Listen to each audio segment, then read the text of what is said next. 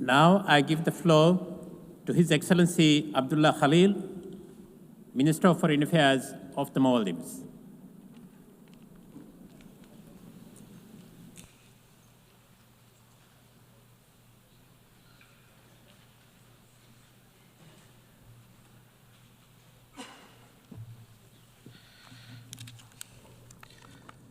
Bismillahir Rahmanir Rahim.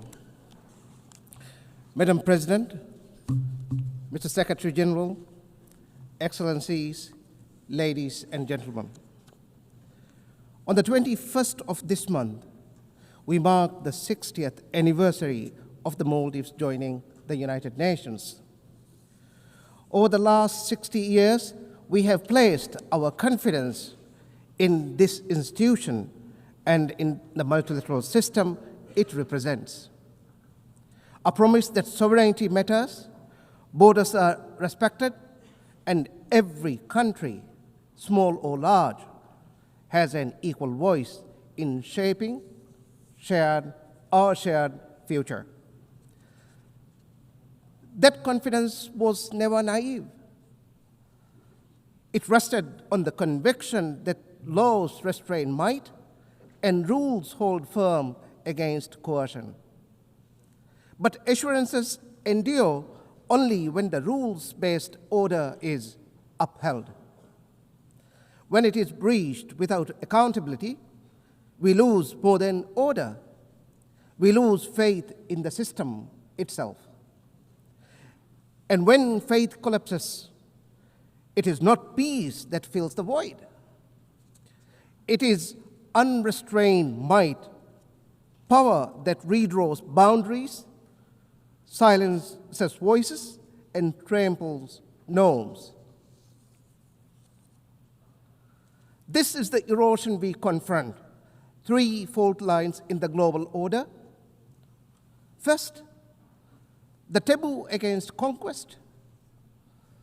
For many decades, the rule that borders cannot be changed by force underwrote peace. That foundation is cracking. Every breach, once allowed, becomes precedent. And precedent invites repetition. Second, sovereignty, respect for sovereignty and territorial integrity. These are not slogans, but the ground rules for peace, development, and dignity. But today, powerful aggressors treat them as optional. Third, multilateralism. The doctrine that shared challenges require shared solutions. That doctrine is under siege. When institutions are bypassed, when vetoes paralyze, when laws are applied selectively, confidence unravels, and with it, the system itself. We see erosion everywhere. In Palestine, especially Gaza, Israel's ongoing genocide has killed more than 66,000 civilians, more than half of them women and children. In the West Bank, settler violence intensifies, trying to force more Palestinians out and annex more land. Israel has willfully, shamelessly, and repeatedly violated international law. It has defied hundreds of resolutions of the Security Council and this very assembly. It has rejected the decisions of the International Court of Justice and sanctioned the International Criminal Court. People killed while begging for food. Mothers holding lifeless babies. Children staring blankly at the ruins of their homes and their future. These are the images that you simply cannot forget and move past. And the sheer hypocrisy is This genocide is sustained by weapons and money from the very countries that claim to defend human rights. The same countries that helped define the very norms and laws being broken. By their actions, they refuse to see Palestinians as equal human beings, deserving of life, dignity, and freedom. This complicity is the shame of this century. Once again, this complicity is the shame of this century. Let me be clear. Famine can never be a weapon of war. Innocents must not be mercilessly maimed, arbitrarily jailed, and ruthlessly killed. The assault on sovereignty is equally clear in Israel's illegal attacks against Qatar, Syria, Lebanon, Yemen, Tunisia, and Iran. Each strike is a reminder that borders are trampled when power speaks louder than law. In each case, where laws and norms give way to leverage, where responsibility gives way to convenience, the pattern is the same. If this erosion continues, the question will no longer be whether it will happen again, but who will be the next victim. UN80 must be the repair moment, the turning point. Reform is no longer optional. It is the only pathway forward. Any serious reform must tackle the Security Council, the Council's paralysis. We need an expanded and more representative council. A rotating seat for SIDS is where we must start. We need a council that is transparent in its deliberations and accountable in its decisions to the membership and to itself. We need a council that does not hide under the threat of veto. The Secretary General's three-track reform should be member state-led, member state-driven, and implementation-focused. It should enhance the UN's presence, especially in SIDS. It should align mandates and secure predictable development finance. It should ensure sufficient program delivery staff. Realign must not mean less, but better service and better support. We must also confront another imbalance. The United Nations should exemplify equally. But the shameful reality is that it has never had a female Secretary General until today. The time has come to correct that.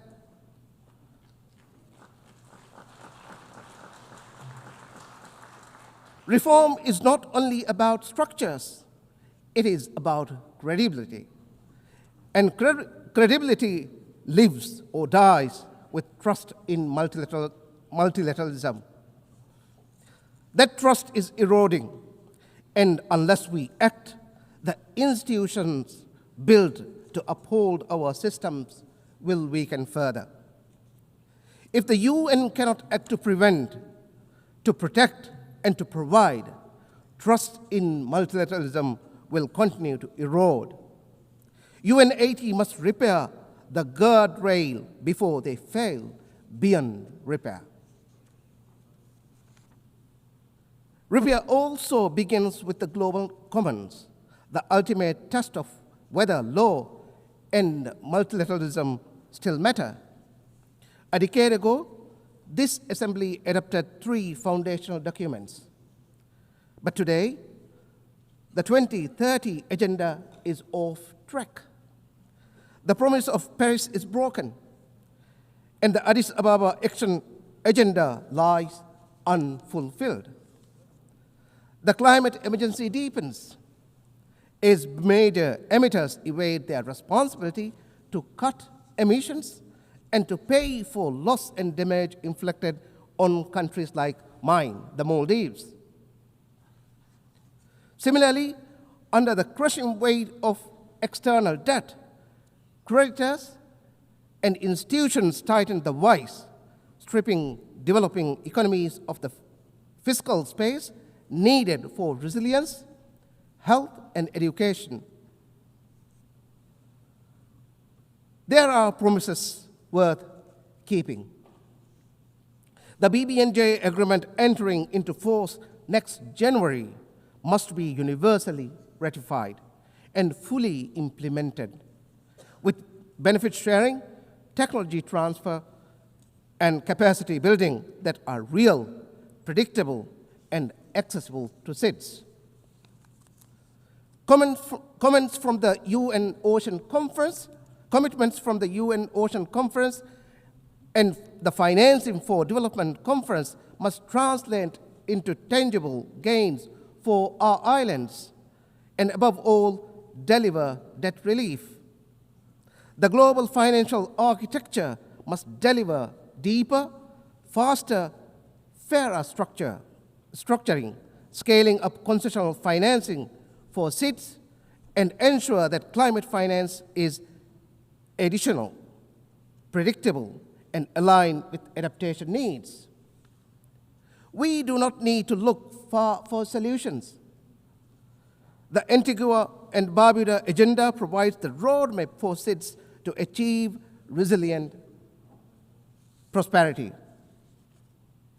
But it requires building economic resilience, scaling up climate action and support, accelerating biodiversity protection, conserving and sustainably using the ocean, and mainstreaming disaster risk reduction. The upcoming World Social Summit in Doha must renew the social contract.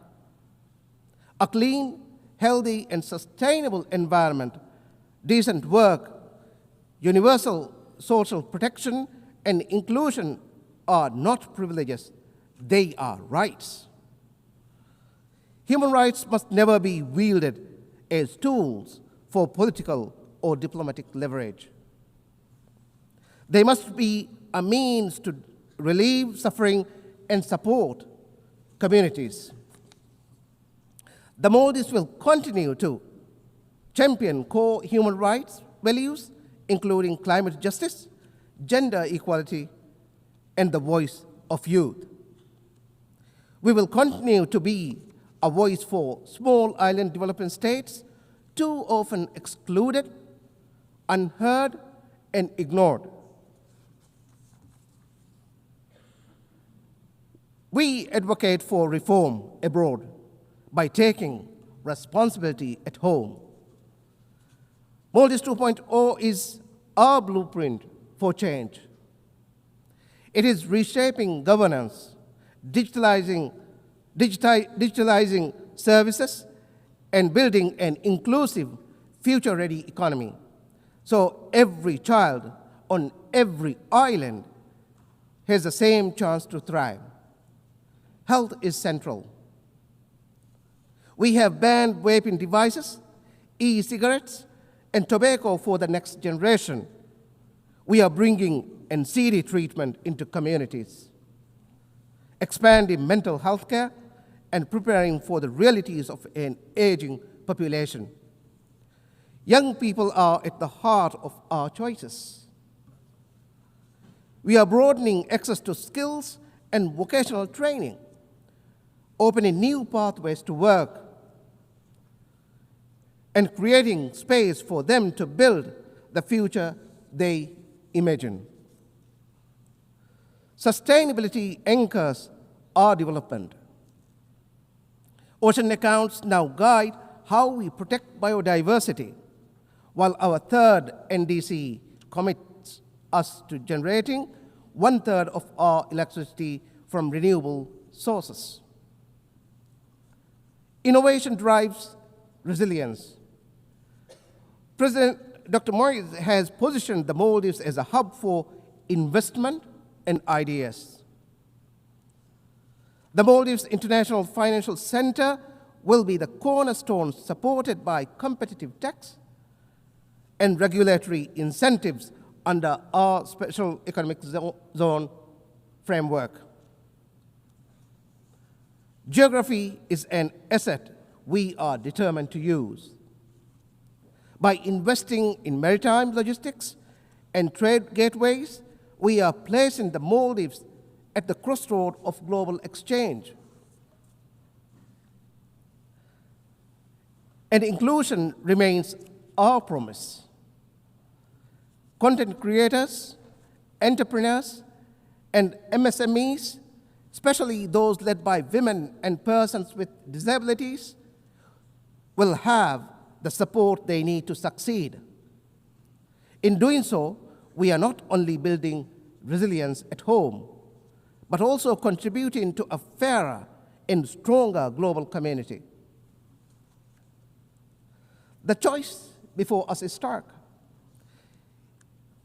Either we rebuild the foundations of law and norms, or reconcile ourselves to a world where might makes right. Small states will be the first casualty of a lawless world. But we will not be the only ones who will suffer. No state, small or large, will be safe. In such a world, borders become bargaining chips. Human rights become selective, and the global commons become a free for all. We refuse to accept that fate. At UNGA, let us restore the taboo against conquest. Let us renew respect for sovereignty and territorial integrity. Let us revitalize multilateralism, not as a talk shop, but as a system that acts with courage, clarity, and conviction. If the rules stand, the small can stand. And if the small can stand, all of us will stand taller. I thank you all.